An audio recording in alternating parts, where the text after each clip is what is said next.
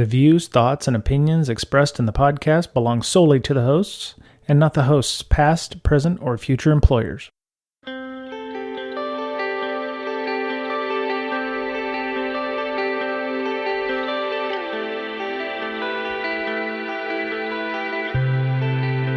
Hello! Oh my goodness, I have worked this up real good. It's been a minute, so apologies, y'all. How's everybody doing? I'm Bryan Brake. This is Mr. Lynn, Mr. Boettcher, Breaking Down Security Podcast. Hello. Hello. Good. Oh, good. At least the virtual audio cable works. I popped up the overlay for those of you listening to the podcast, and it has the picture right over the top of it of the browser window. So, just trying to be professional, and I failed at that as usual. Yeah, way to test in production, man.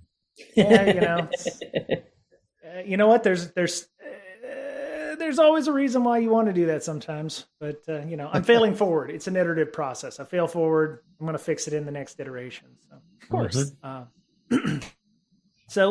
learned a couple things today. One, for those of you watching the stream, hello, welcome. Let me see if we have anybody online here. Doink, doink, doink, doink. Docker Twitch stats. There we go. Load. All right, we have one whole viewer. That's okay. But we're triple casted on YouTube and LinkedIn. So that's where all the viewers are. That's LinkedIn, yeah. Yeah. That's it. Dozens and dozens of people, running. So I shared it from all 10 of my accounts. That's right. I appreciate that. Thank you. So I learned a couple things today. One, I pretty much just am a glorified renter at this point. For those of you who are a regular follower of our stream, the walls have been painted. Huzzah! Yay! Yay! It looks like every other room in the house now. So. Yeah, well. Yeah. Neutral is the best for. That's what they said. Getting rid of property. Yeah. Right? Got it. Mine was kind of a burnt orange. Mine almost. Yeah. You got a great buyer, and they come in and that's all they harp on is that green room or whatever whatever they don't like. Oh, I hate the wallpaper. It's just and they just hang on it and yeah. It's easier for them to see their own colors and their own stuff in the space. I think if it's a neutral color. Right. Well, we bought our house. Want to make a splash. We bought our house with the orange here, and then upstairs was like not a hard purple, but almost the same color as Miss Berlin's jumper there, actually. For those of you listening, I apologize. I don't know the hex code for that, but it was it wasn't a dark purple. It was kind of like an off purple. They used it for an exercise room or something. Yeah.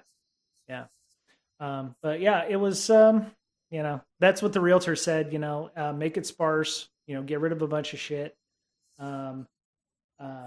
Less is more. Basically, they want to open, expansive space. So I have, for those of you can't hear it because I have a decent mic, but it's very echoey in here because I don't have a rug anymore. I don't have anything on the walls. There's nothing on our walls. We've thrown so much stuff out and recycled a bunch of other stuff. And I've definitely learned how to e-cycle stuff now. That's pretty interesting.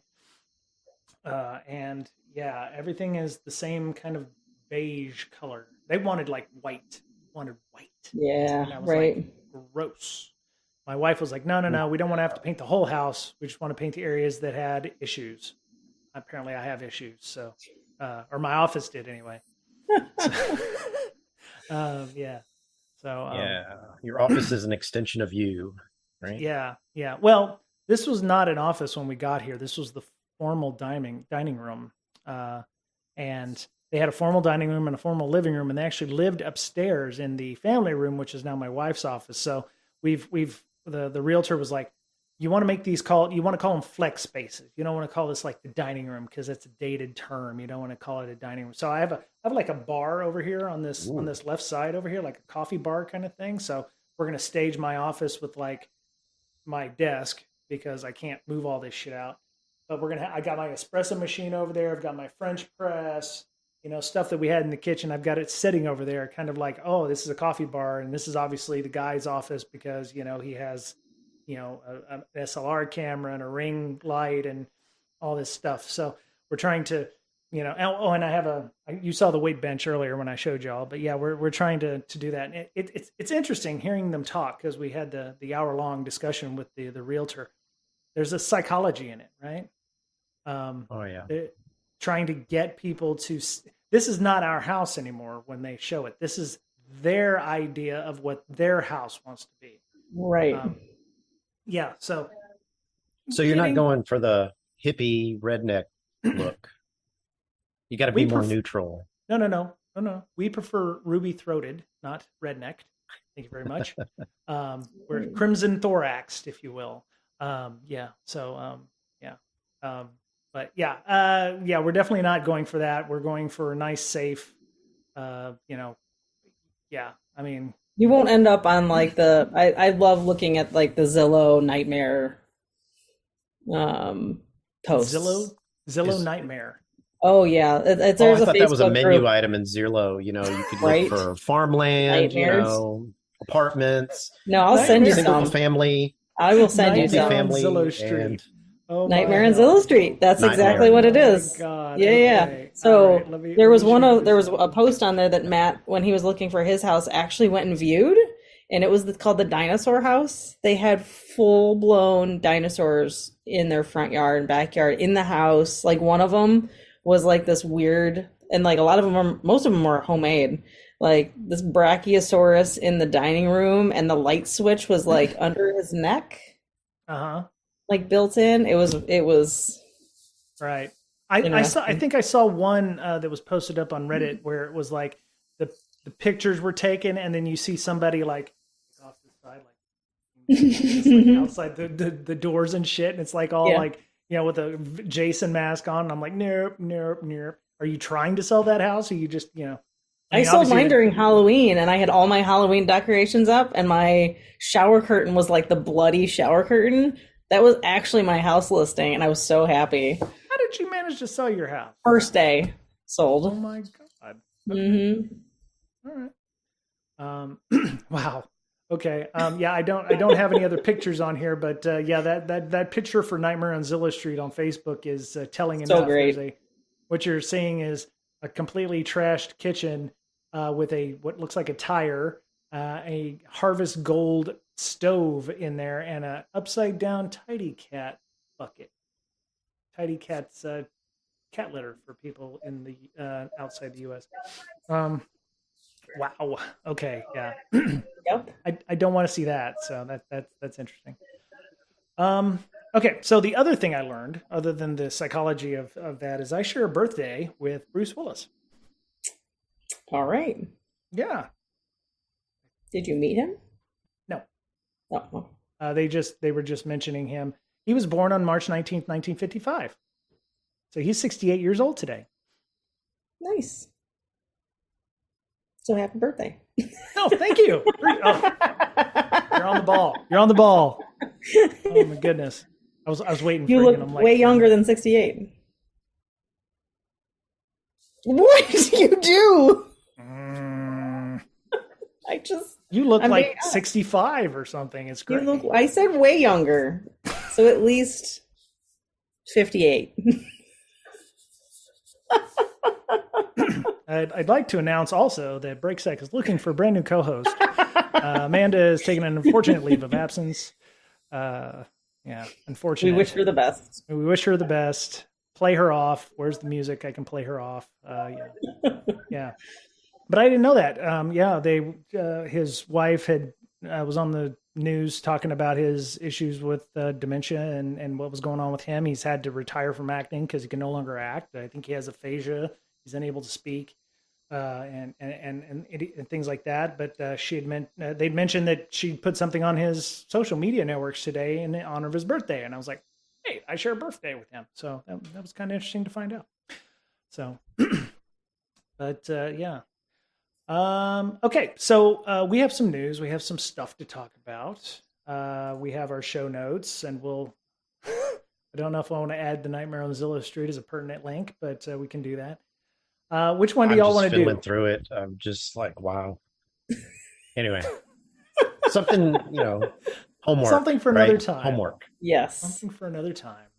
So what do we want to talk about first? Numbers 1 through 7 on our list. Okay. John Deere. Yeah, I John agree. Deere. Okay. That's I the found fun this one. one. Found this one on Mastodon, as a matter of fact. Okay. Yeah. So we've talked about right to repair in the past here, and let me. Hello all. There we go. There we go. Just saying hello to our Slacker people, making sure that everything's working here. So we talked about right to repair before, and we've actually talked about John Deere and farmers and people who have tractors that are unable to repair their own tractors because they don't have firmware in them. They're just like a car. They have firmware, they have PLCs, they have software, and You don't want a brick of $5 million tractor. yeah, They are very expensive, some of yeah, them, and they yeah, have GPS. You can just program, okay, I want to like harvest this corn in this giant field, and you push some buttons, it maps it out, and it yeah. figures out the most optimal thing for that space, whether it's triangular shaped or whatever, and it's all automated. Yeah. So a combine harvester, which for those of you not in the U.S. is how they pull up. They harvest corn, wheat, not corn, but wheat, hay, Cotton. those kinds of things. Can go anywhere between 100K to 500K, and that's more than my car. And I have a Tesla, and it cost me $60,000 for that car. So it harvests wheat, barley, and oats, and that's not all it does. But that's what they use. It's an automated device, and they come with PLCs, they come with firmware, they come with self-driving, like Mr. Boettcher said, and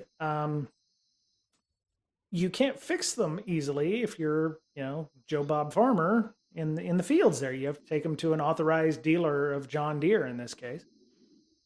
And even if mechanical parts break down, I believe you can't like take the alternator out and replace it, right? Right. Yeah, you have to. It's almost like back in the day when Compaq was still a computer company before they were bought by HP.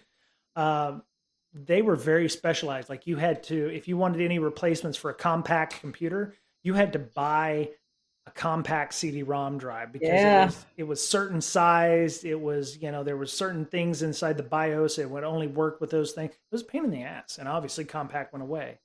HP kind of went along the same lines before they realized you can't compete with that stuff. So Consoles do it though. I know I had one heck of a time trying to replace the drive in my 360. Oh wow, okay, yeah. So the Software Freedom Conservancy, which I've never heard of until this point, called upon John Deere to comply with its obligations under the GPL, which requires users of such code to share source code. So John Deere has open source code, has open source dependencies. They have software developers. They're using GPL3 code, so FFmpeg or any open source software under GPL3. Ideally, if you're using it, you're supposed to share that code or any kind of changes you've made. But apparently, the SFC compliance director, his name is Denver. Oh God, Gingerich. Wow, that's an interesting name. Gingerich. I know Denver's a pretty cool first name though. Yeah, but no, that's Bob Denver. I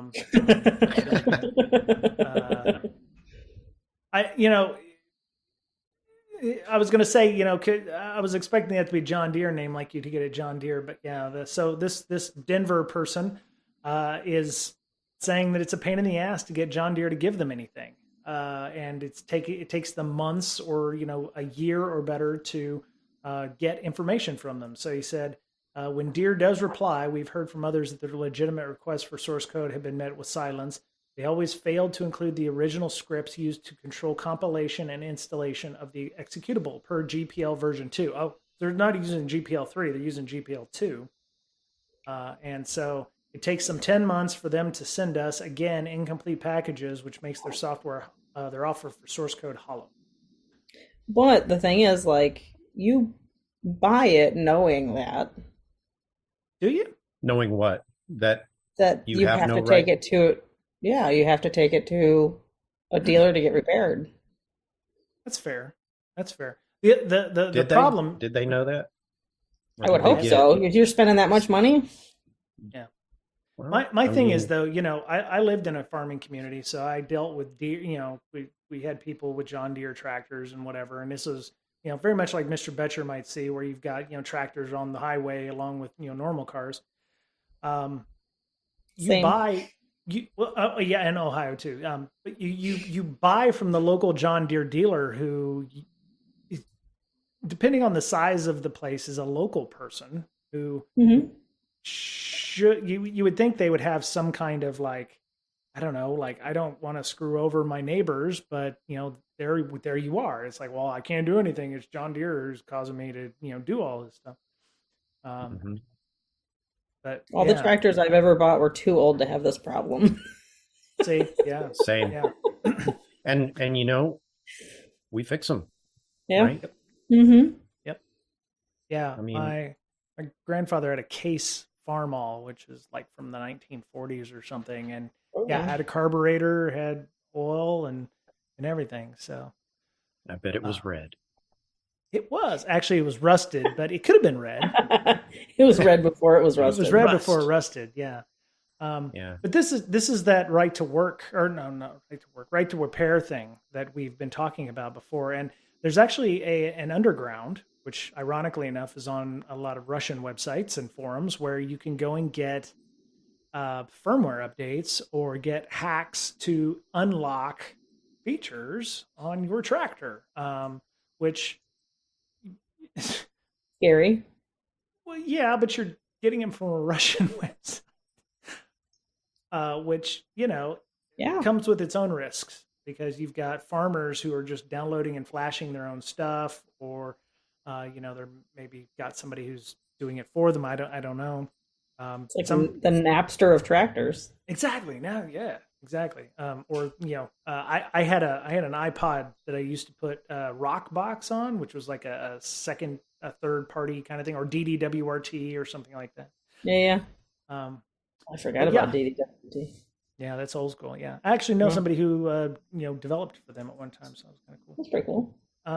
So yeah, they're facing multiple lawsuits from farmers. The Justice Department in the U.S. is getting involved, and John Deere struck a deal with the American Farm Bureau Federation to provide farmers with greater access to internal workings of the company's equipment.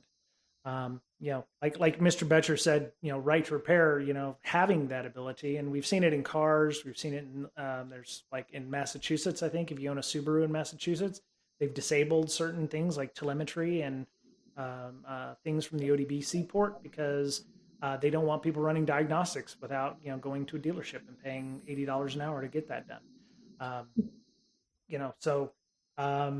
Denver, the person from the FSC, has said, we're now publicly calling on John Deere. So they put them on blast, saying, hey, we want everything that you've got. Basically, the owner's manual on how to compile the source yourself, in a GitHub or something like that.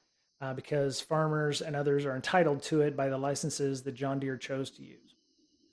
You think they're just scrambling to use different licenses now? I bet you that the reason it's taking so long is because they got developers going, okay, let's change this variable from an A to a B, or things like that, and okay, let's rewrite this in our own words. Mm-hmm. I could see something like that, yeah, or obfuscating it so you can't futz with it. Or sometimes you don't want to release the source code because it is there may be copyright issues, or they may be borrowing things from other organizations illegally. One of the things we're dealing with at work when we do dependency checking is we have to make sure that we don't have GPL3 or GPL license code, or CDDL, or some kind of restricted license that we're giving to third parties as part of our own software bundles. So software licensing, along with dependency checking, is becoming a major deal for us. So when I was developing LogMD, I made sure that I didn't use any GPL code at all. Yeah. And then if I did incorporate stuff from someone, I made sure to contact them and say, hey, is it okay? Right. Yeah. Get permission in writing, things like that. Yeah. it's just another kind of vendor lock-in, right? If you have exclusivity to a $500,000 vehicle, for all intents and purposes, I don't see any difference between it and a $4,000 MacBook. I mean, it's like you're pretty much stuck with lightning cables or dongle gate or whatever it is.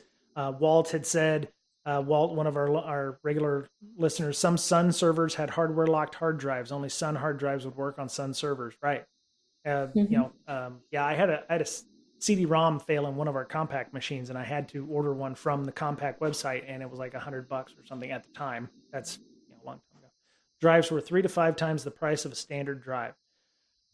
It sounds like anti-competitiveness there, but yeah. So hopefully, John Deere will figure out how to, fix themselves and get that working. So yeah. Let's see. What else do we want to talk about? Let's see. We talked about John Deere. So what else do we want to talk? What do we want to talk about next? I'll let y'all pick that one.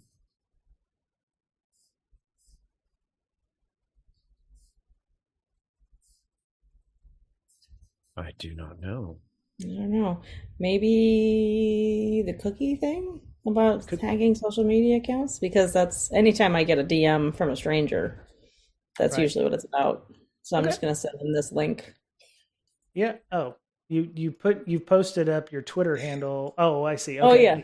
Yeah. So I the other day was trying to find why Biscoff cookies are so popular on all airlines and like what made that happen, right? So I went to their website hoping there would be some kind of backstory on their website, which, spoiler alert, there is not. They have absolutely no, in their about section, they don't even mention airlines. Right. And it popped up on my phone and they had like 5 options for like turning on and off cookies and no puns. No puns. I was so disappointed. Now, okay, so so disappointed. I hate it that they are damn tasty. You can actually buy those cookies off of their website. So there you go. If you want a family pack or whatever, they're $40. They make ice cream bars. Shut up. My son is in love with Biscoff cookies, and he has had the ice cream bars. Airline size 2-pack case, bulk size. Oh my God. But anyways, that's 216 of those things. Cookies. Yeah, 216 of those. They wouldn't last me more than a half an hour. So it'd probably, be about 500 pounds. And the best thing I do with those Biscoff cookies is I get a cup of coffee and then I dip them in my coffee. That's what they were originally made for. It's good eats. Yep. Sorry, this show's not brought to you by Biscoff cookies, obviously. But it should be. But it should. Hello, Biscoff. Maybe you call me. Call me. All right, so we're going to talk about the cookies, but not the cookies. Let's see where. Oh, Hackney social media. Okay, so I'm going to preface this by I have this in my feed on Feedly, and it pops up in the cybersecurity, and I feel like cybersecurity this is search. Normal. Sorry? Like what they're talking about here, right? Like they're art poisoning, stealing cookies. Right. Yeah, I don't know. Yeah, well, okay, so they there's no disclaimer on this website first. It's like, hey, don't do this shit. It's evil. You're a bad person if you do it, kind of thing. It's just somebody talking about, here's what cookies are. Here's how you steal the cookies on somebody's social media accounts by, using Ettercap or Cane and art poisoning the victim. And it's like, you're a bad person if you do this stuff. And maybe you should have a disclaimer that says don't do this. But yeah, it's not the only blog post I've seen where somebody's like, hey, for fun and profit and education, let's hack somebody's Wi-Fi or something. I'm like, maybe you should tell people, hey, don't do this shit. It's kind of bad. Or, do it at your own risk. Or and they also leave out a lot of information on how to actually, I mean, it's, Yeah. I mean, they say, hey, first you got to art poison the victim. That's step one. Okay. How do you do that? yeah. I Well, mean, you have that's to why you have the keep same searching. local network. Yeah. Right. There we go. Make it a little bigger. So after art poisoning, open Wireshark, click the capture button from the menu bar, then select interface. Okay, so they teach you a quick and dirty on how to use Wireshark. Now you can see the packets being captured. Wait for a while till the victim logs into his account. Okay. Yeah, it's definitely lacking something in the how-to section. So there is that. I mean, you could argue that, just by reading this, you're not going to figure out exactly how to do this. But you can research. It gives you the process, right? Right. Now you got to go find out the procedure for each step. Right. Filter the packets by entering the IP address from Facebook in the filter bar and click apply. Okay, so great. Yeah, so it's not very big. With Facebook and Twitter, I feel like even though you're using the same cookie, you would still have to. Maybe you wouldn't have to spoof anything if you're coming from the same IP address. I mean, yeah. But still, you got to be on the same local network. Right. Mm-hmm. Right. And know that your traffic's not being routed differently. Yeah. So hey, Bloodbound, how you doing? They're not guests, they're family. So, once they've been here, they're, Mr. Boettcher's got no pants on right now. Miss Berlin's got no shoes on. So, I don't have any shoes on. Hey, you signed a non-disclosure, buddy. Oh, I'm sorry. Did you turn off the camera underneath my desk that showed that I wasn't wearing shoes? My bad. That's okay. I got mile high hair going on right now. My hair's looking pretty good. I mean, I can't hate on that. But yeah, so I've seen more than a few of these blog posts on Medium that are cybersecurity related, and I'm like, okay, yeah. There's lacking something, but what they forget to tell you, like, hey, this is bad. Probably should. This is kind of a shitty thing to do, right? Yeah, it's cool in your own lab, but don't do it like real people.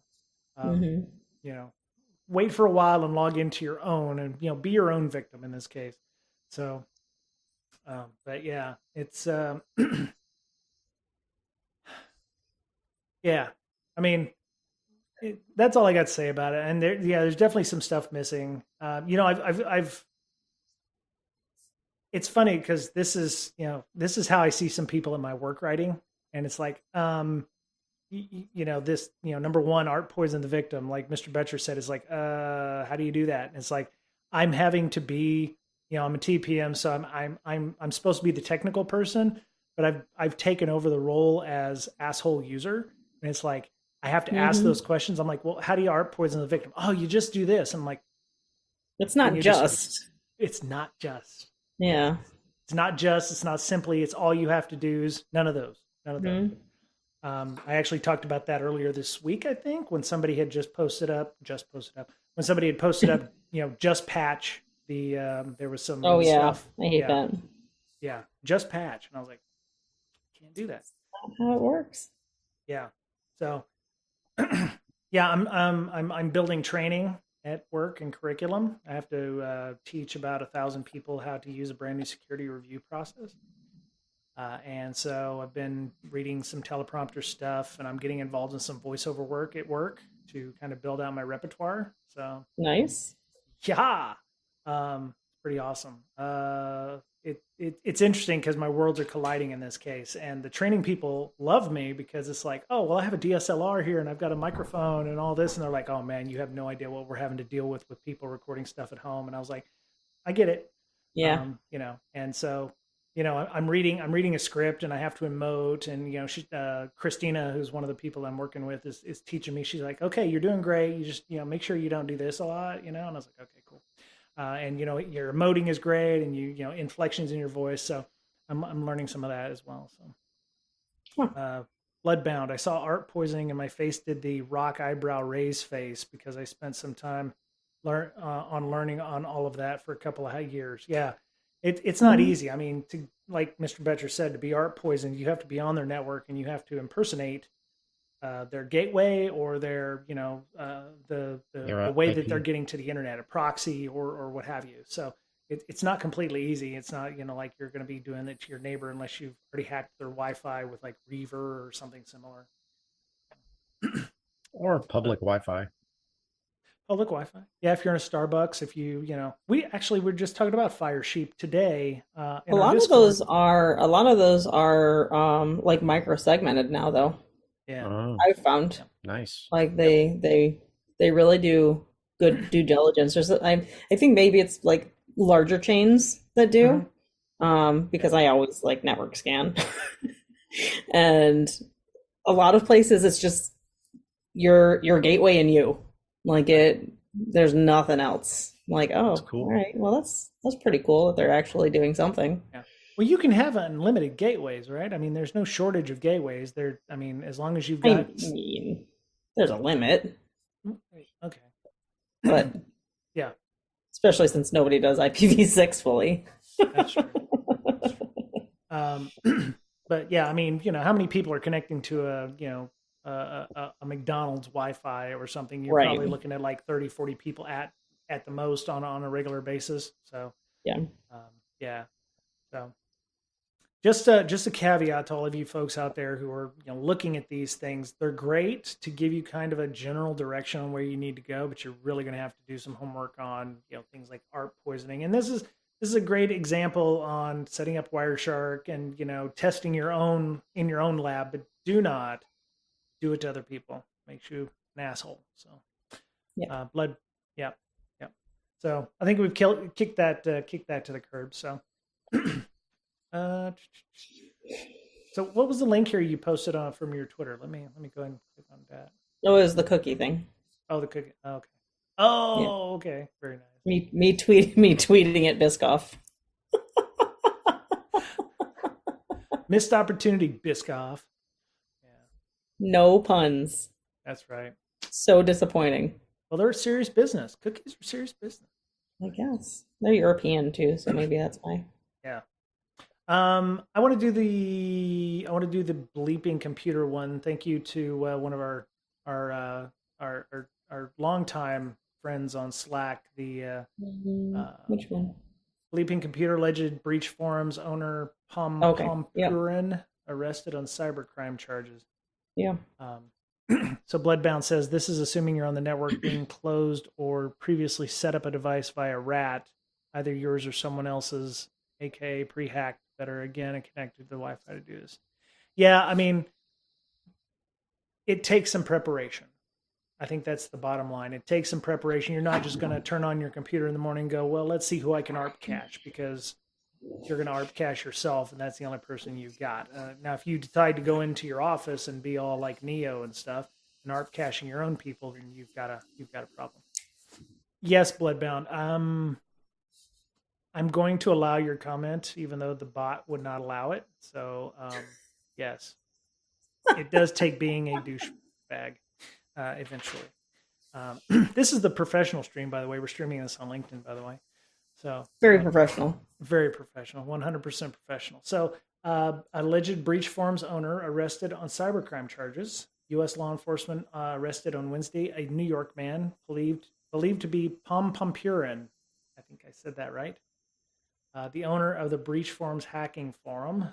According to court documents, he was charged with one count of conspiracy to solicit individuals to sell unauthorized access devices. So he was extorting people? Let me see. What I don't get when I read this is I'm surprised if you run a site like that you would be in the US. Oh. Yeah? Right? Yeah. Well, maybe his OPSEC was good enough, and he was going through things. See, that's how people get caught, is they get too cocky and they're like, "Oh, my OPSEC's perfect. I'm not going to get caught," and then the FBI finds them. So, My mama just, texted me happy birthday. So, yeah, he's a suspected owner. Forum admin said the site would continue to operate in its current capacity. So, you've arrested the owner, but he's not really the owner. The forum admin is still available. He's not still, the admin, right? That's right. No, they have a business continuity plan at least. Huh? So nice. It's amazing how criminal endeavors are better managed security wise than most normal companies. Yeah. Oh yeah. It's unfortunate. Yeah. So he's a well-known player in cyber criminal underground devoted to breaching companies and selling or leaking stolen data through forums and social media. It also says at the end of the article that he's been involved in various high-profile company breaches, like the FBI's law enforcement portal, stealing the customer data from Robinhood. Oh, yeah. The Twitter bug that confirmed all those emails. Yep. How do they know he's the guy? It's a great question. Maybe they can connect all the dots together, like IP addresses, or maybe they have forensic information now that they've arrested him. Maybe somebody sold him out, I think probably after a while people would get lazy, right? You're like, oh, I've not been. Maybe he was getting close to the truth, and they nailed him on this, right? Yeah. And what truth? Yeah. Pick your know. Conspiracy theory. Today's conspiracy theory is tomorrow's headline. History facts or whatever. Yeah. News headline. All right. I'm going to turn that off. Okay. I'm gonna post up some of the links that we've got here for things later on. But yeah, so he got arrested, $300,000 bail. Or bond, which I think means he has to pony up $30,000, and he's going to be in federal court, District Court of Eastern District of Virginia, so he's on federal charges, obviously. So he's also restricted from contacting witnesses, co-defendants, and co-conspirators. See, but he can travel still. Can he? He'll be only allowed to travel within southern and eastern districts of New York and Virginia. Oh, I see. Well, maybe he still has a day job. I imagine. I don't know. Maybe he's a barista. That's what I was thinking. He's like, could be. In his he also wrote that Medium article. Oh God. Yeah, that'd be rough. Yeah. So, Connor, what were you late for today? I had to go to court, man. Get over there and run the espresso machine. The DUI. Yeah, that's rough. So, well, he's going to have some fun. He's going to white collar prison probably though. So. Yeah. I heard they allow conjugal visits. So that's nice. In white collar prison, they do. No. Everything I know about prison came from Office Space, so okay. That's all I know. No.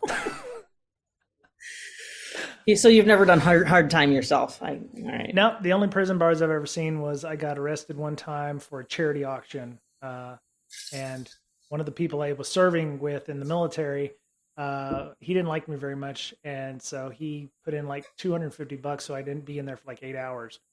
And I know he did it not for charity; he just wanted to be an asshole. And yeah. That's okay. I got back at him. I think the statute of limitations is.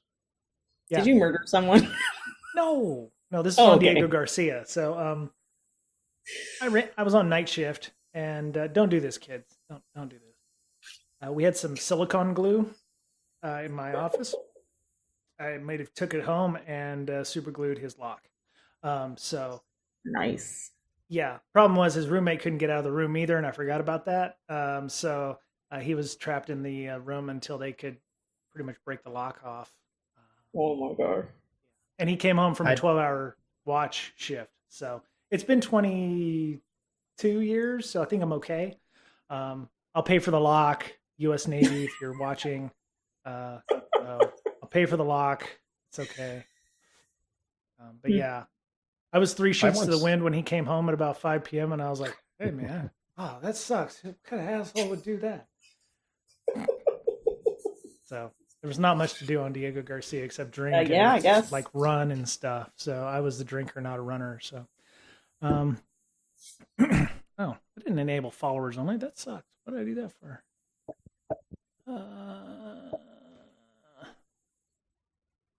Weird. Okay, I thought I disabled the shield thing on the chat. So yeah, this person is not going to be having a lot of fun. So we'll, good times will be had by the people, hopefully, that are victims. The thing that got me was the co-conspirators. He's not able to talk to his co-conspirators, which is like they arrested him and a couple of other folks, which means he's not allowed to talk to them. That made me wonder if he got turned in. Somebody turned Stooley, right? Ratted out. So. And were they not cool enough to mention in their own article? Yeah, right. Yeah, they don't mention anybody else. Huh. Maybe he's the only one in the U.S. Maybe there's other arrests coming. Yeah, so possibly. We'll find out. Maybe we'll find out more. All right, let's see what's next. Oh, thank you to D. Matthews for that. One of our. What's up? DAST. DAST. Yeah. Yes, I actually saw this one. This one actually was a bit of discussion on Twitter as well. Let me see. Where is it? What? Oh, diminishing returns. Sorry, diminishing returns. So this is a think piece from somebody by the name of Sandesh Mysore Anand, from Substack. So it's very much like a Medium kind of article. Starts out by, like me, if you started working in AppSec in the 2010s, because that's so freaking long ago, you remember dynamic application security testing as the go-to assessment methodology for web applications. At that time, OWASP Top 10 was new-ish. Yes. Most of the existing security tools did not focus on web apps, think Nmap, Wireshark, etc. And static analysis tools were so hard to use, it felt like you needed to take Snape's defense against dark arts to master that.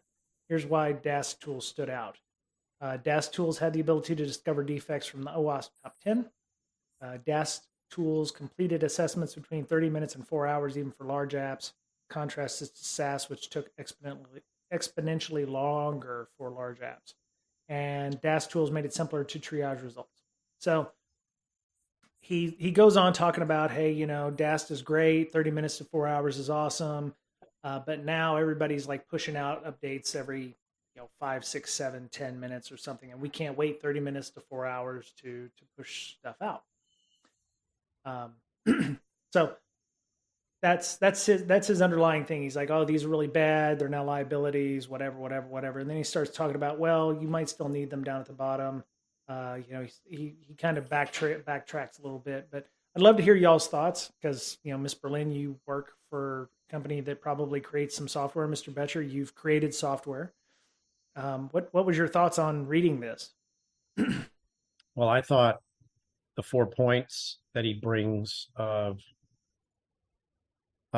why it's degrading, I don't think they really have merit. I mean, they've always existed, right? Except maybe for number 2. But number 1 is, I'll go through them quickly. Number 1 is it takes a long time to do a dynamic vulnerability scan. That's always been the case. In fact, they're faster now, right? Right. Newer tools, faster machines. So I really don't think that changed. Yeah. Let's see. If your software is built using microservices, it's hard to find anything outside of low-hanging fruit.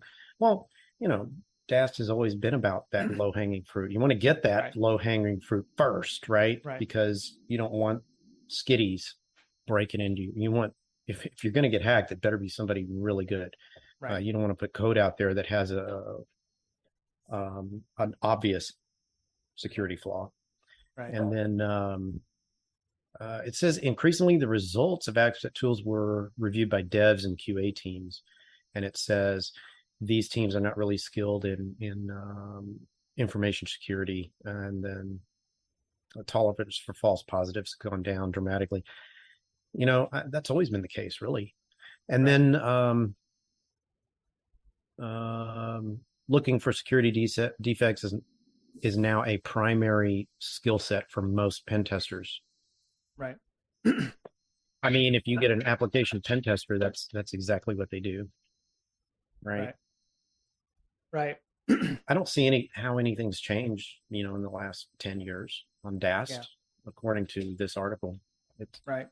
I Ms. Berlin, how about still you? think it's something that's necessary. Yeah, I look at it just like vuln scanners, Right. I guess, right? Like you're not going to vuln scan your network and find nearly everything. Right. But I mean, it'll give you, if you don't have anything, it'd be a good place to start. Yeah. Yeah. Yeah. I mean, you're going to run your static analysis. You're going to run your dynamic analysis. Hopefully, if you got the budget, you can hire pen testers. Mhm. And so, that's your due diligence right there. Right. SAST and DAST are low cost, and they catch vulnerabilities in the beginning. And so, yeah, I don't think it's something that you should let slide. Right. At all. Yep. Now my point was, I don't care what they use as long as they check their work, Mm-hmm. The problem is I would rather take a 30-minute scan that would find, potentially the low hanging fruit, like Mr. Boettcher said, than waste. I don't want to call it wasting, but, having your next door neighbor developer checking your work, which not waste, but it takes their time away from coding, which is obviously what they want people to do in a high velocity kind of environment. But it will obviously take more than 30 minutes, depending on the amount of work that is being done.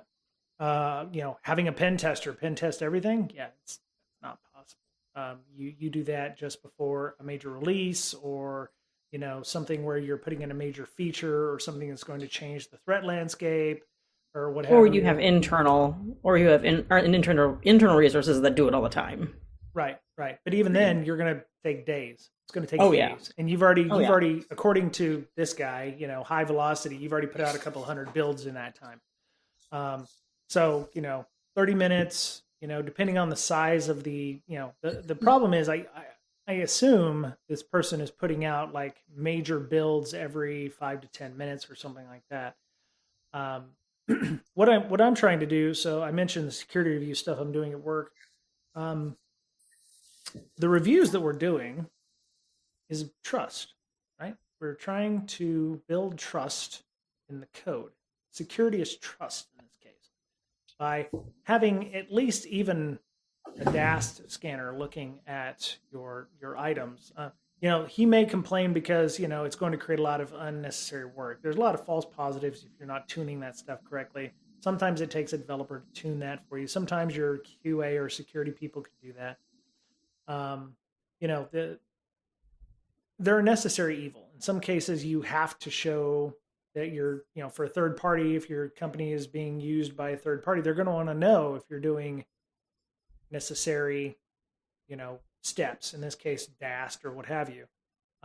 There's an accountability and a trust that has to be built there in that respect. So, my comment to Tanya Yanka, who we had on the show, she hacks purple, go check out her stuff. I said, nothing says it has to be a barrier to ship. And I think that's what his point was. It was like, well, you have to wait for the DAST scan to complete. And I was like, no, you don't. You can run a scan while you're waiting for the release functions or what have you. If there's bugs found, you log them and you fix them in the next iteration or the iteration after that or whatever. You could be 3 behind what's in production. Right. That bug is or vulnerability is probably still going to be there. Right. And you don't have to do them every time you do a release. And this may be a problem where management's like, oh, you have to do that. You have to do a scan every time you issue a release. The developers in this case probably have the power and can push back on this. And the security people should be that way too. It'd be like, look, we don't want to be the bad people. We understand that. So let's say every 5 builds, every 5 releases that you have, if you have 25 in a day or something like that, every 5 releases is going to be DAST scanned, and all of the stuff in those last 5 builds is going to be in there.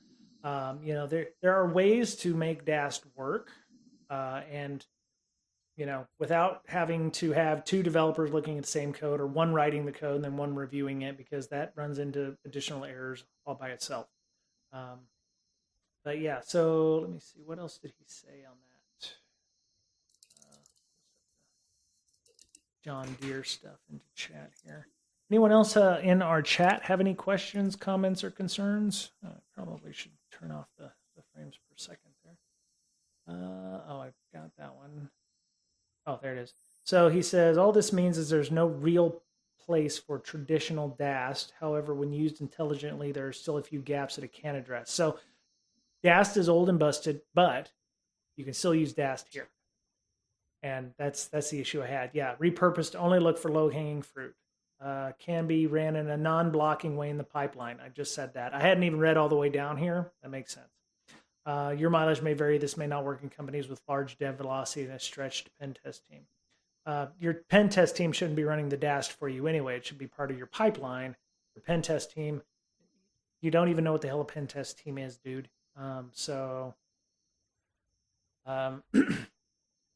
Yeah, I mean, we've interviewed people who have mentioned they use Zap proxy, which is a OWASP tool in their as a DAST engine for scanning.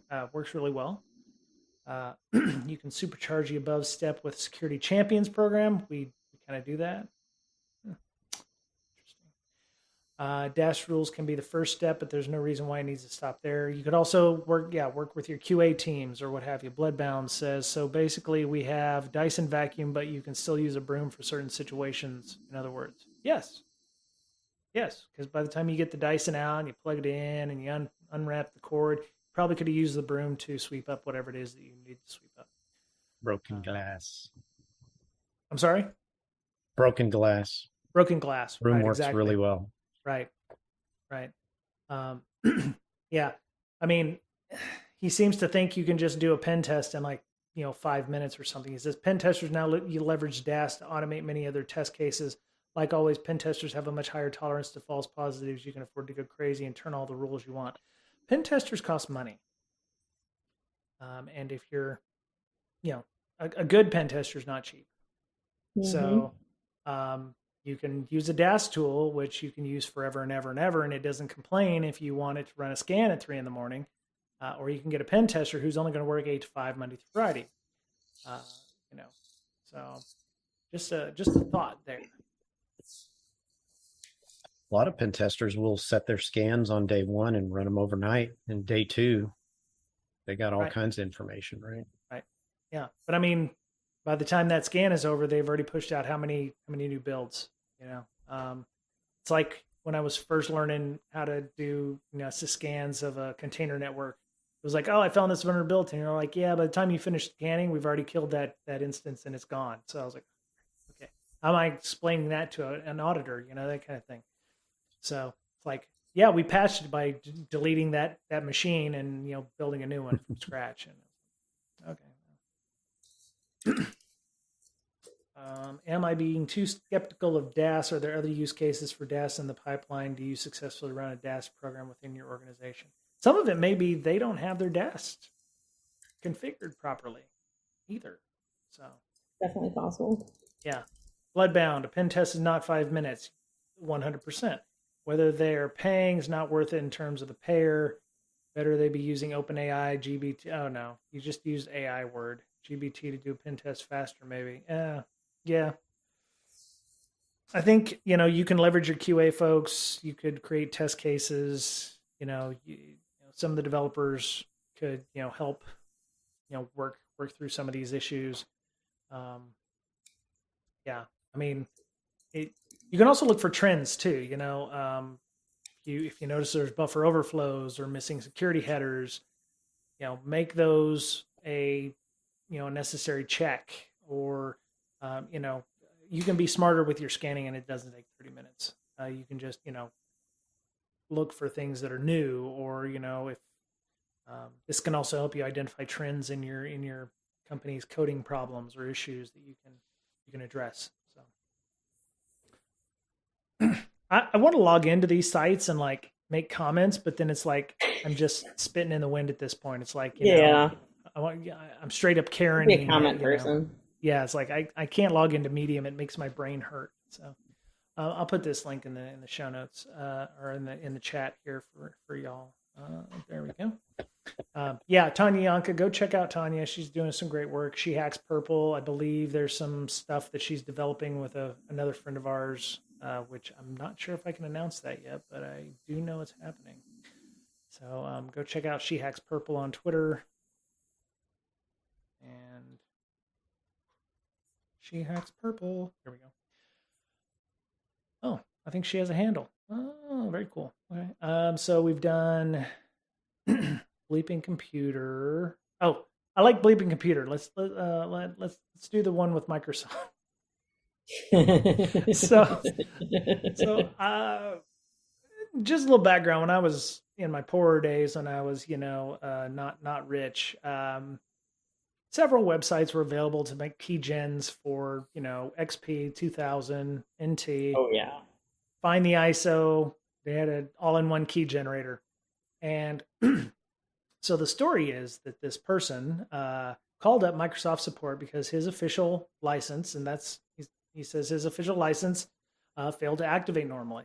So he calls up Microsoft support, and they're like, "Oh yeah, okay, let's work through this problem." He lives in South Africa, and he's a freelancer, and so the support engineer actually went to a well-known GitHub. And actually, it's been removed from GitHub if you try to use it. It's in GitLab as far as I know. I may or may not have tried to download it. Shut up. May or may not have tried to download it successfully. But so what happened was the support person went to the same website, downloaded the crack, and cracked it for the person. By logging into, remoted into that person's laptop machine and ran the activation. Got the job done. Got the job done, right? And it sounds like this is not the first time they've done this.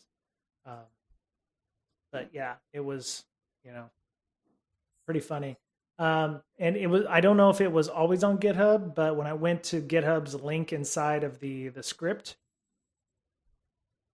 oh, Bloodbound says I may or may not have gone on to waybackmachine.com and tried to download that as well. Yes. Yeah. Where there's a will, there's a way. Yeah, exactly. And I mean, now you don't have to worry about it so much because our friends like Ray Bango and those have created, ISOs of Windows that will work, for 180 days, and it's an evaluation version, but it's fully functional. You don't necessarily have to crack them anymore because I think Microsoft realized that people will resort to fringe kind of things where, you get a keygen, but you also get a shell. That kind of thing. So just giving people a free copy of evaluation of Windows and just annoying them with, hey, would you like to register? Is probably safer than, going to some .ru or .ir site and pulling down a DLL with a shell in it. So, but yeah, so apparently Microsoft, I didn't see if Microsoft had replied back the last I saw on this. Yeah, okay, so said we strive to provide best-in-class support for our customers. The technique you described would be against our policy. A Microsoft spokesperson told Bleeping Computer, "We're investigating this occurrence, and it will take appropriate steps to ensure proper procedures are followed regarding customer support." I just hope that poor support person doesn't get fired.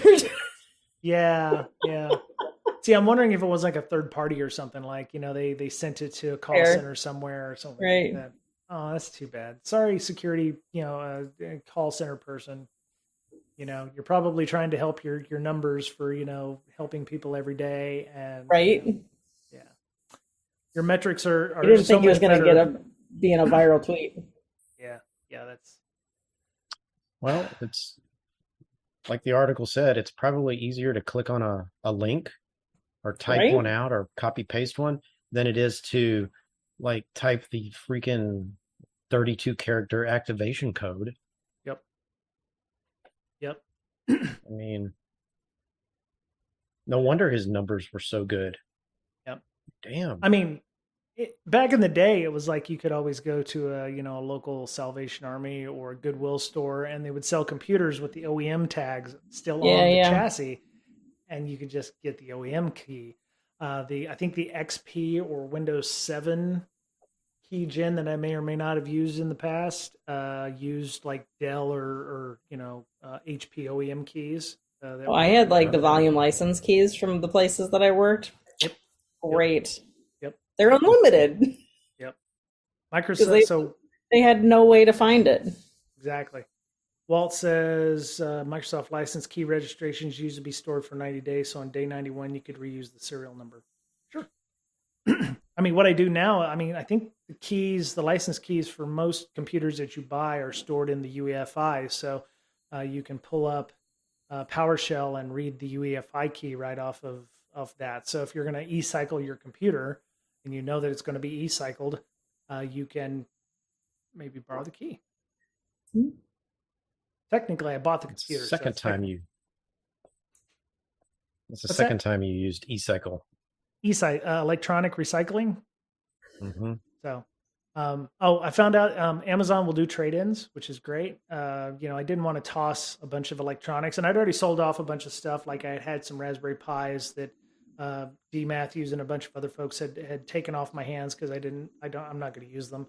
And I had a laptop, I think, that I gave to somebody else, but I had a couple of Kindles, old school Kindles. I had a Samsung tablet, which was a POS, and a Surface Pro 3 that I used to use. Still worked. But you go to Amazon and you can do trade-in for them. And, they said, oh, you take them to like the Asurion office, ASURION, and they take them for trade-in. So I got like $100 for my 2 Kindles, $25 for the Surface, but I had to mail them in. I had to mail it in. And like $5 for the tablet. And, then of course I had an iPod Touch that I, no longer was available. So I went to Apple's site and they're like, oh yeah, you can recycle it, but we won't give you any store credit. And I was like, okay, great. So I just drove to the mall to the Apple store and I was like, here, take this. And they're like, oh, okay, cool. So it's better than tossing it into landfill. So yeah. Hey, can you e-cycle your Kindle books or resell them? That'd be awesome.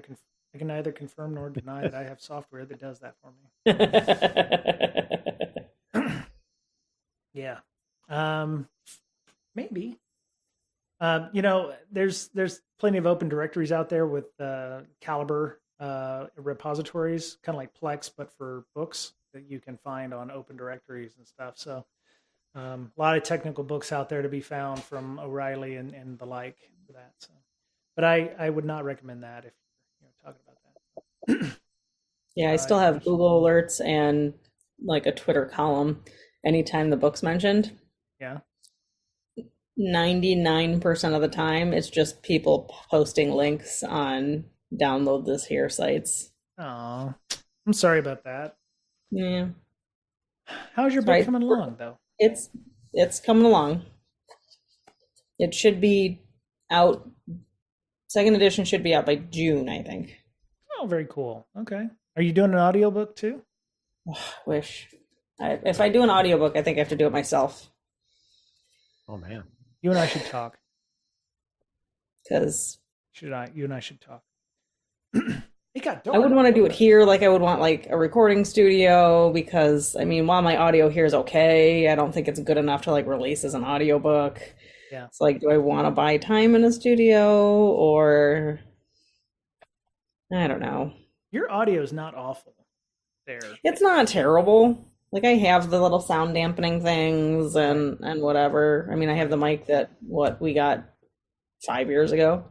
Do you have a big cardboard box? You could just kind of I'm sure I could find one with a light and just moving blankets. I have some moving blankets that I'll probably be using in my new place to do voiceover work. So I'll just go in that closet.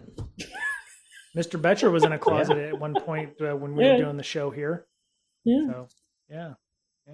So home I don't know. Bathrooms are the best studios. People sing in the shower and they sound great. That's true. That's true. Bloodborne or Bloodbound. Yeah. Yeah. I've thought about it. Okay.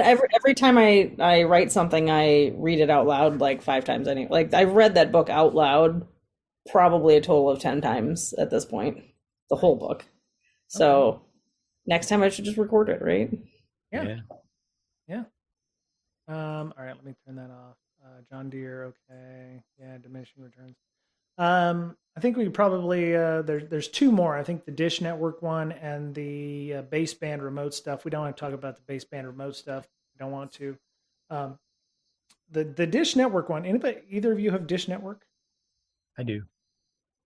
Are you able to actually get into your Dish Network? What do you mean get into it? Well, so okay. Like your account? Yeah. Like on their website or? Yeah. So it says Dish customers are still looking for answers 2 weeks after the U.S. provider satellite television giant was hit by ransomware. Dish hasn't provided a substantive update since, despite customers continuing to experience issues or know if their personal data is at risk. They said that customers have no access to Dish or services through its subsidiaries like Boost Mobile. Others say they've been unable to contact Dish customer services since the incident began 2 weeks ago. We've heard from others they have been affected by email or voice phishing attacks, and some said their Dish services were disconnected due to ongoing issues with the company, meaning they were unable to pay their bill. So I was like, are you able to, I'd have to get on my other computer to test it. The last time I was on was probably 2 months ago. So yeah, I haven't. You rarely need to do that unless you have some kind of an issue. Right. What? So you use your Dish Network though. It's not down because it's. No, the TV works fine. It's probably just the website, maybe. I don't know. Yeah, I guess if try you were logging trying to in pay later. your bill. Yeah. Wow. So yeah, they're being very tight-lipped about it. TechCrunch, haven't heard anything in 2 weeks. There's my mom's. I'll hit her up here in a second. That's gonna be a talking in it. You could have answered now. No, it's okay. Bring your mom on the podcast. Yeah, no. I remember when I went to the hospital. We need some. Born. Yes. It was a cold Monday morning. Yeah.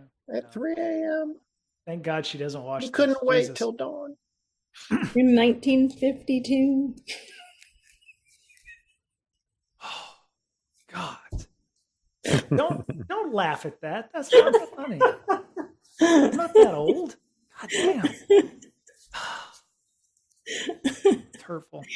That's all right. I laugh, and Matt tried to pick a fuzzy out of my hair earlier, and it was a gray hair. It wasn't a fuzzy. So. Oh, really? Okay. Yeah.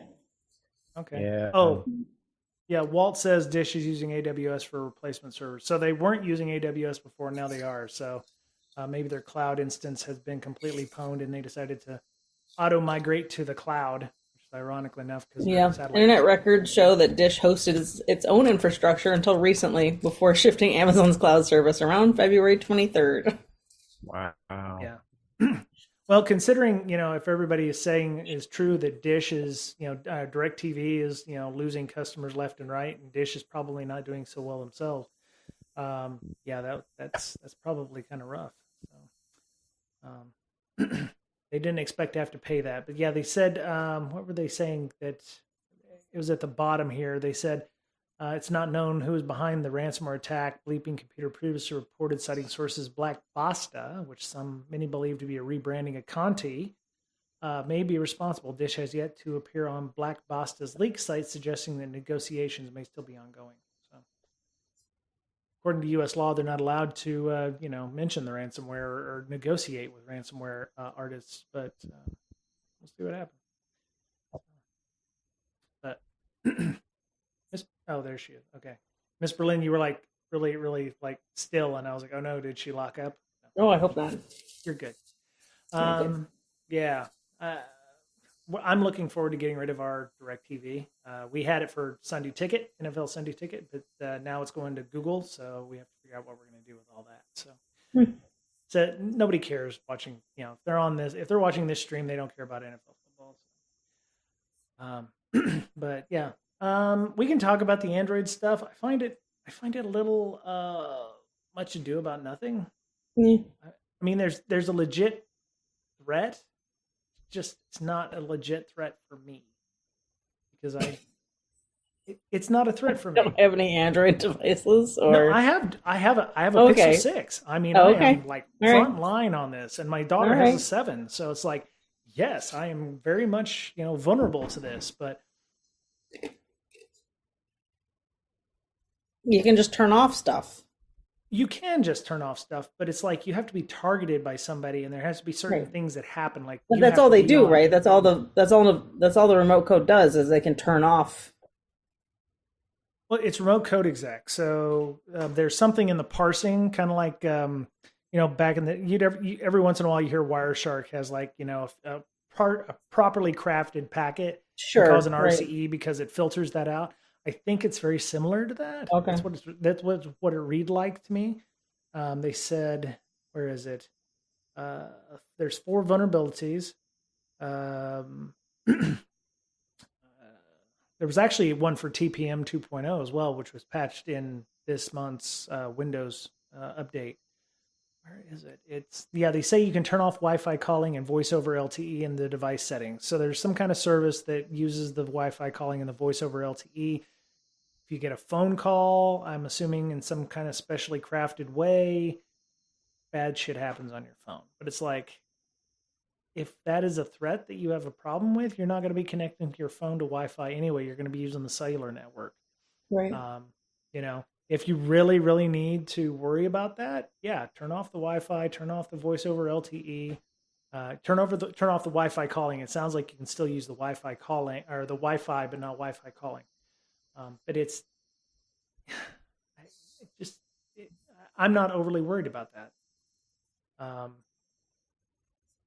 It's your threat model. If your threat model is such that you're worried about people, owning your phone, then you're going to use only cellular and only when you have to, and you're going to turn off all your radios, not just your cellular and your Bluetooth and whatever. So, I do find it interesting that Project Zero, who's Google's internal red team. Oh, thank you, Bloodbound. I will, in fact, hydrate and stretch. Yeah,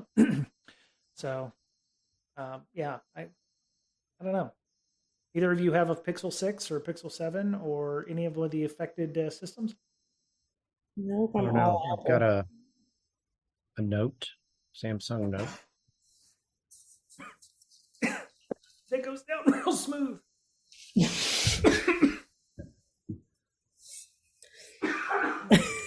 Only the finest talent. Don't die on your birthday. I know, right?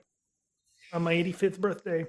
Well, don't die before you call your mom. Right. I was going to say on your God. birthday before you call your mom. Well, they'll watch this stream and go, "Oh, that's how he died." I'm just like, it's just, so, how do we stop the stream? I can't unturn it off.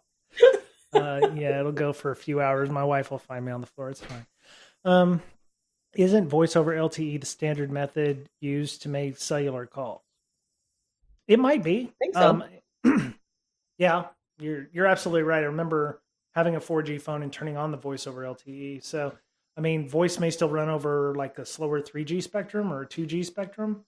I think if you send like normal text messages, not through WhatsApp and Telegram and all that shit, it goes over a different kind of data thing. So there may not be an option for the Pixel or for a 5G phone anymore. It may run over 4G. It may run over 4G instead of 3G. I know they turned off a lot of the 3G stuff, so we'll see. So why can Signal not send over that network? What's going on there? I did not. Maybe they can't leverage the. So wait, you mean like can't Signal messages can't be sent over the SMS network? Not anymore. I feel like there was a change a couple years ago or a year ago when they were having privacy issues. Maybe. Didn't know that. Oh, is it because you needed a phone? Did they take away the phone number requirement?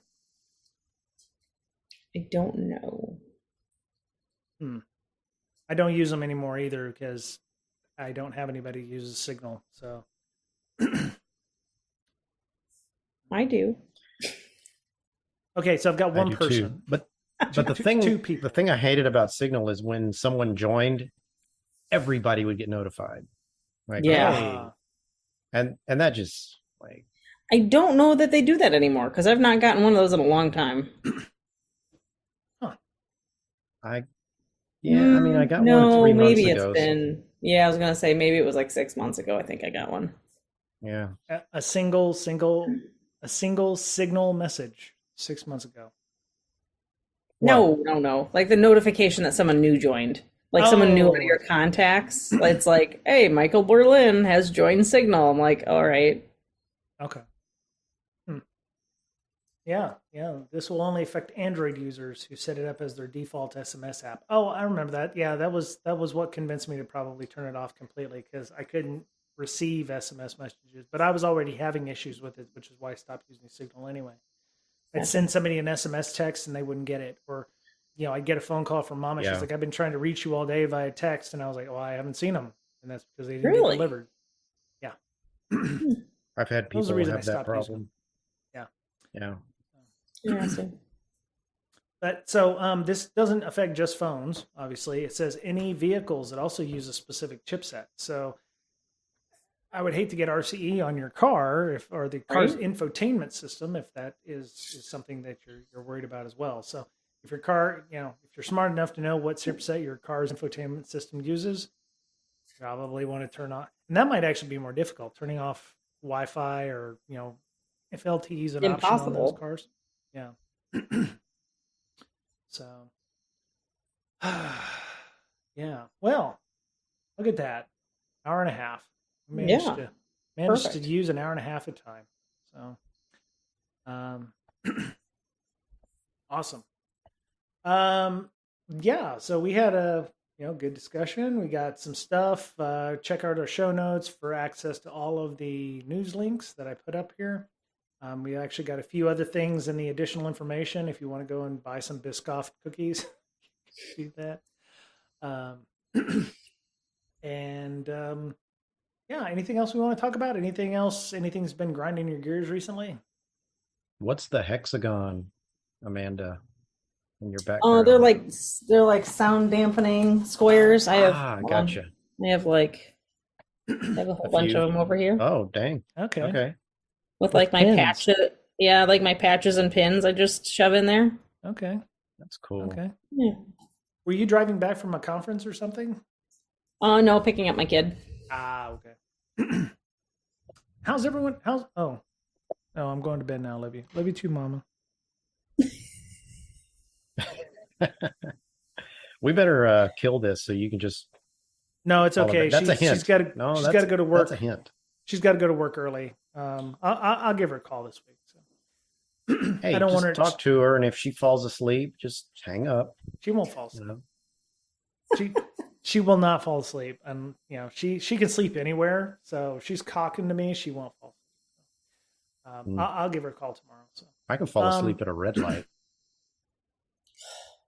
That's not good, bro. Oh, I haven't, but I could. My mama used to have narcolepsy. I don't know what happened, but she has told me that she has driven to work, and at the time it was like 45 miles to work. There were parts of the road that she didn't remember to drive in. She was just days out, and then it was like she became aware, and she was parked in the parking lot of places. Everybody doesn't do that. Yeah. Maybe that's why we need self-driving cars, or at least we've noticed you've fallen asleep. We will take over now. So, yeah. You gotta have that heart rate monitor as you drive. Yeah. Well, they have systems. They have systems now that if your head starts bobbing, then it'll come on, or there's a camera that will tell you if you buzz your seats. Yeah, buzz the seats, or wake up. Yeah. Danger, Will Robinson, danger. But yeah, so I don't have anything else. I'm really happy about my work, which is really, really odd. Same. Oh, we're hiring. If anyone knows of any senior devs that want to come work at a startup. Devs? Yeah, developers. I was just wondering how much. What's your stack like? You using Angular and Node and all the Pythons? A lot of Python. Um, I and other stuff I don't remember. How about Okay. that? Go. We have some stuff in Go. thought. I'm learning Uh, Go. I'm not yeah. not senior developer though, but I can copy paste. Yeah. We have a lot of AWS things. I don't know. I don't work on that stuff, so I have no idea. Okay. But we are looking for senior dev. Okay.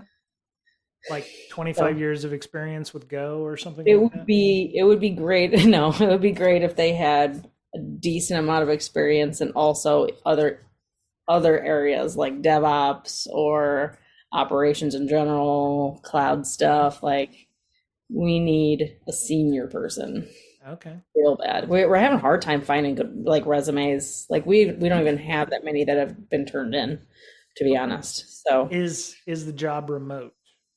yeah, technically we're not supposed to say it's remote Why is that? because there's like some kind of like they're still doing the pay something act where you have to like release everybody's pay information and Pay we're not like transparency? ready to do pay transparency act, and I think because we're not set up to do that yet we can't say that we do remote, Okay. Well, but yeah, yeah, because they're remote. I'm seeing some of that with my job and our return to office kind of policy that was put out. It's like if you move away from the Bay Area or Seattle and you move to North Podunk, upstate, whatever, you're getting paid, I don't know, much less than somebody who's doing the exact same job in the Bay Area. And Why? It's the same quality of work. oh, I don't make the See, rules. me living in Ohio should just be I should just like enjoy my life less, right? So I should get more money. Right. Right. They're controlling the cost of living in Ohio by paying you less instead of, raising the rates for everybody. And, Lame. yeah. I don't know why they're doing it, but when I moved from Seattle down to San Diego, I had to talk with my boss about one, doing the move, because I was like, it's not a, hey, can I move to San Diego? It's like, this is happening. Yeah, right. And it's like, you have two choices, nothing and like it. And that's what's going to happen. And he's like, oh, yeah, no problem. And I was like, really? And he's like, okay, cool. Then, so we were talking about the move, and he's like, well, oh, man, that may affect your pay. And I was like, I beg your pardon? And so come to find out, my wife looked it up. She said San Diego actually has a higher cost of living than Seattle does. It's like No 30% way. higher than the national average. Yeah, Seattle is like I according to the thought national Seattle would be average. higher. No, Seattle's like 30% above the national average, and San Diego's 40% above the national average. So, yeah, really weird. But yeah, it's like if I move to South North up Underland, middle Podunk place, I'm making 50,000, whereas the same developer, my colleague doing the same job in the Bay Area, is probably making 75 to 80, or something like that. It's just really weird. I don't know why. And they're both remote. Now I'm looking Well, at like what the cost of living is here. yeah. Um, I think you're still going to be able to do at least 2 days a week, but there was some question about relocation if you were offered relocation when you first started at the company, and obviously the pandemic being what it was, can you still take advantage of that? There was discussion about with your boss to relocate and justification of why you're needing to relocate. I don't think they're going to have any issues, but my skip, my boss's boss, my skip said we expect an influx of asking to work remote or exceptions for that, because it's like, who's gonna freaking sell their house and move to the freaking Bay Area? It's like, only people in the Bay Area like being in the Bay Area, because they're used to certain things. But it's like, I wouldn't live in the Bay Area. You couldn't pay me to live in the Bay Area. So is what it is. Ours is so it says that like the national average is a 100. I don't know if that's 100K or if it's just 100 as a measurement. I think it's a measurement. Like if Measurement. Yeah. that's the baseline. So Yeah. national so measurement. Yeah. We're at 81.6. So you're here. Hmm. Yeah. I'm here, and San Diego is here. So, people think, oh, I can take the money that I'm making in the Bay Area and live in, the Midwest, assuming you like living in states where people are discriminated against. and make fat loot. And then it's like, Right. well, no, if your company's smart enough, they're going to adjust it based on, well, you know, if you're living in a flyover state, you can live pretty fat on $100,000 a year, versus, you know, the 100,000 in San Francisco is not going to be 100,000 in Missouri, for instance. So you're going to get 80,000 in Missouri, or you're going to get 70,000 in Missouri for a $100,000 job, and you're still expected to work 15 hours a day. So Right. yeah, I have my you'll own just be thoughts. that weird person that always works at home and doesn't go anywhere. So, but I like talking to y'all. I miss y'all. Are you going anywhere other than San Diego anytime soon? I'll be at like 2 conferences at least. Yeah, the 9th through the 15th, we're going to be in DC. We're doing a family holiday vacation thing, and then we're going up to New York. We're going to see all the sites and Statue of Liberty and what have you. Trying to relax after this last month and a half that we've been dealing with. I have my Airbnb now. You know, if you ever want to come to Ohio. In Ohio, I wouldn't hate on it. Yeah, come visit. You know, go to Cleveland or whatever. Did you have your first renter yet? Not until mid-April. April. Okay. Mm-hmm. Spring break in Ohio. People are still fishing. Like our lake never really froze over. Okay. So Lake Erie will freeze over, and there's a lot of ice fishing up here. Oh, really? But it never froze over this year, and people are actually still. It's like 35 degrees out, and they're fishing. I can't do that.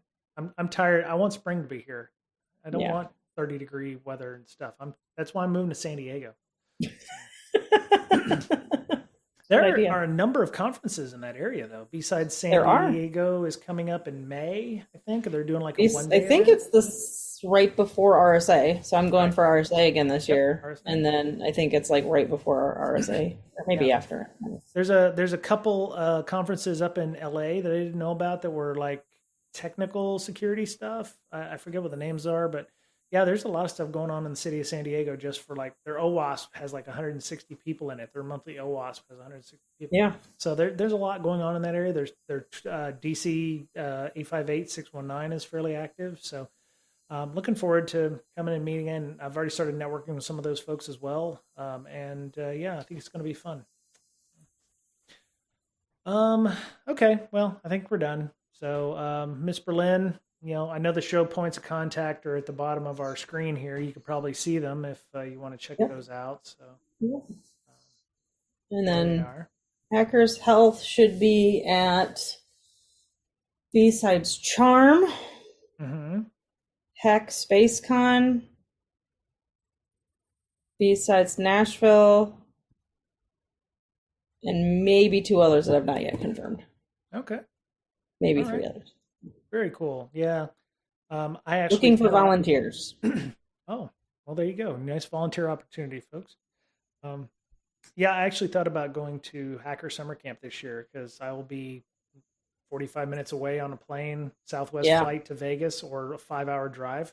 So I was like, maybe I don't have a reason not to go. So yeah, I thought about showing up for DEF CON at least. I know my company will probably pay for those.